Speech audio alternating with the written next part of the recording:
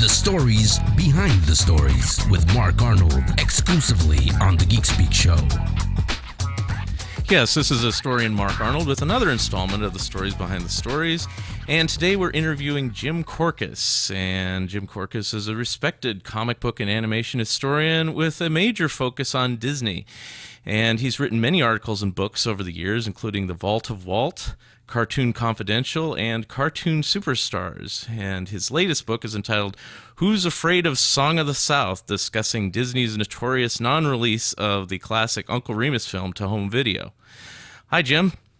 Oh, hi, Mark. Thanks for interviewing me, and hello to all of your listeners. You're listening to Mark Arnold, and I'm a big fan of all of his books. I had just been telling him who else but a Mark Arnold would write books about Cracked Magazine and Total Television and all of that, and I am just so thankful that those are out there in the marketplace. Oh, gee, you're making me blush. Anyway, this interview is about you, not me, but so tell me a bit about yourself and how you became a historian. I know how I did, but go ahead. I was a poor, starving orphan, and Mark Arnold had a fanzine called Harvey Times, and he took me in out of the cold and nurtured my writing ability so that I could go on. Actually, what happened is I was fortunate enough to live in Glendale, California, which is right next to Burbank, California. In fact, it's less than a 5-minute drive to get from Glendale to Burbank, and that's where the Disney studios are.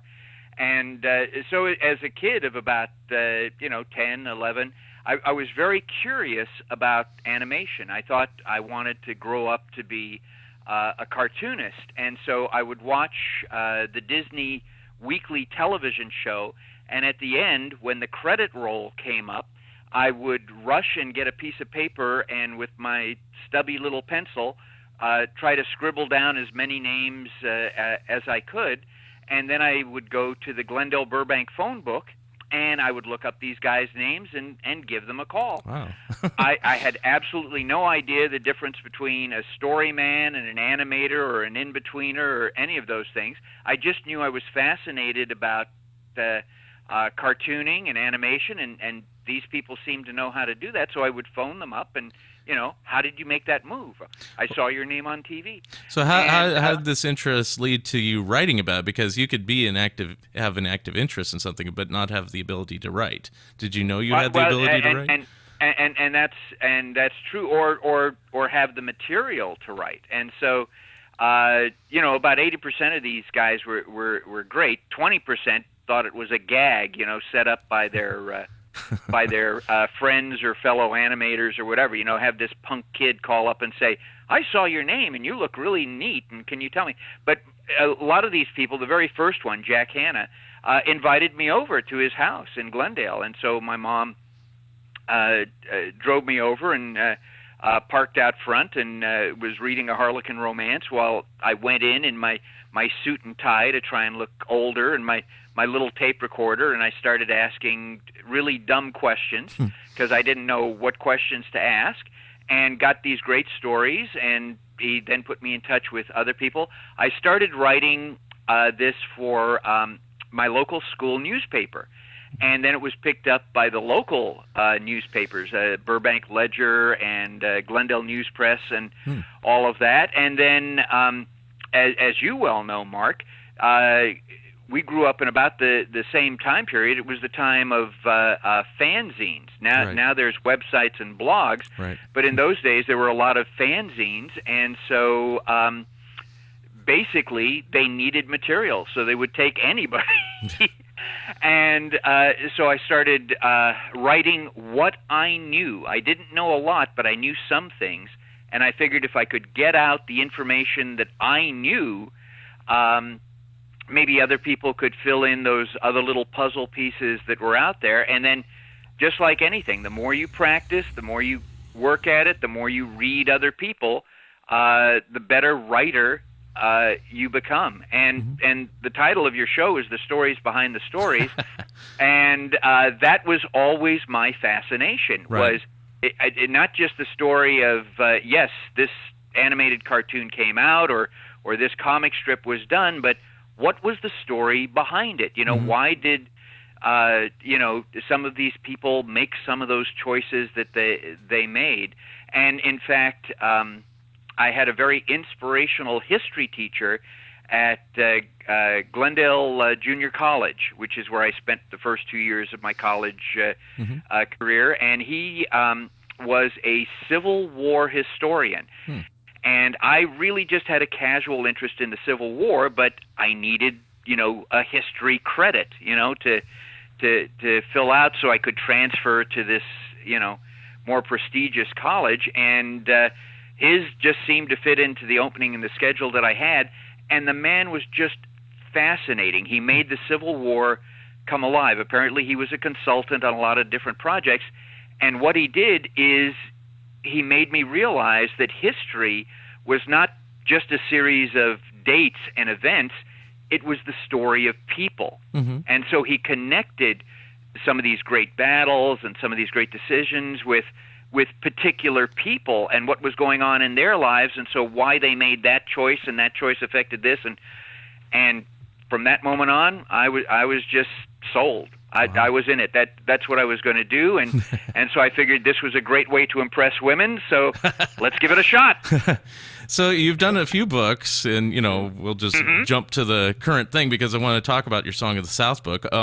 What's the essence of the book? I mean, I know the basics that Disney is very hesitant to release this film because of racist overtones or whatever they want to say. I find it to be a fascinating, charming film, and Uncle Remus is a hero, so I don't understand. So what have you found that you can kind of shed a little light on for us, and why you should read the book? It got to that point that I really love those, making of books, whether it's about comic books or comic strips or animated films, the process of how something was made and why certain choices were made. And I could see that Disney was not going to ever do a book like that on Song of the South. And so over the years, as I said, I've been very fortunate, very lucky to talk with a lot of people who were involved with the film, a lot of animators in particular. And I thought this information should get out there of how this film was made. Not stay away from the emotional, hot points there, but just talk about how let's give the facts and let people make the decision for themselves, because Disney withdrew the film from theatrical release in the United States in 1986, although it's been shown, over in the UK. They show it on BBC Two, over the Christmas season. They've shown it in South America. That's been released over in in Japan. All of these different places, and there haven't been race riots. It just hasn't been available in the United States. Yeah. And what happens is, if you don't let people see something, if you don't let people know about it, then what happens is people start to make things up. And so I thought it's time to get those facts out there. So if people are going to talk about this film, this is what this is what the true story is. And it's a pivotal film in the history of Disney because it's the first Technicolor film done by cinematographer Greg Tolan, who did all of that great work on Grapes of Wrath and Citizen Kane. It's the very first film that an African-American male won an Academy Award, for crying out loud, and this is in 1947. That was unheard of in those days. It's the first live-action film that features artwork by Mary Blair in the live action, not just animation. It has lovable characters. It has some of the best animation ever done by the Nine Old Men. It has beautiful music sung by the Hall Johnson Choir, which was an African American choir that was very prestigious, very well known. They also did the voices of the crows in Dumbo, and so much wonderful things. And yet it's like, no, we want to pretend this doesn't exist, but I think a lot of people want to see this. And, of course, if you go on eBay, there are dozens of sellers more than willing to, Right. to sell you a copy of the film. Copy. Yeah, and you would think Disney would want to release a limited edition Blu-ray, to generate some income and knock out all of these bootleg sellers. But Disney, who is so intent on intellectual property, is basically telling people, if you want to see this, go and get this from somebody who's stealing our material. Wow. We got to wrap this up a little bit, but do you think the film will be? So everybody go out and buy the book. It's at Amazon, it's at Barnes and Noble. So while you're looking to buy Mark's book, just click on Who's Afraid of the Song of the South, and also the revised Vault of Walt, and you'll hear some of these wonderful, wonderful stories. Okay. Sounds very good. I want to thank you for your time today, Jim. Well, thank you, Mark, and good luck with the show. And you shared with me off mic that you're working on another book. I won't reveal what that is, but I will tell you personally, I am looking forward to it. I really do enjoy your books, and thank you so much for letting me share some time with some of your listeners. Okay. Thank you very much, Jim. Okay. All right. And that's another episode of The Stories Behind the Stories. And you can always hear these shows on the Geek Speak Show website and is also at funideas.50webs.com. You can hear the complete story behind the stories by going to funideas.50webs.com. That's 50webs.com.